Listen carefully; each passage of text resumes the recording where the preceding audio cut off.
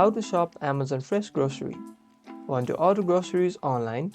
This guide shows you how to shop Amazon Fresh Grocery so you can get fresh groceries delivered to your door. First, open the Amazon shopping app. In the search bar, type in Amazon Fresh.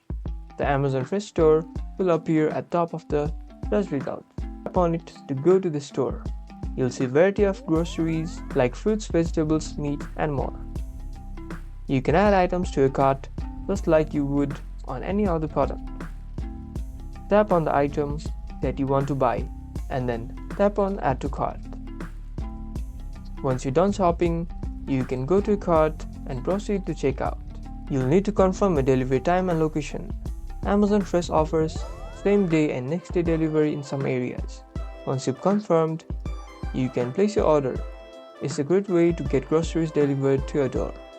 You now know how to shop Amazon Fresh Groceries. Get ready to get fresh groceries delivered to your door.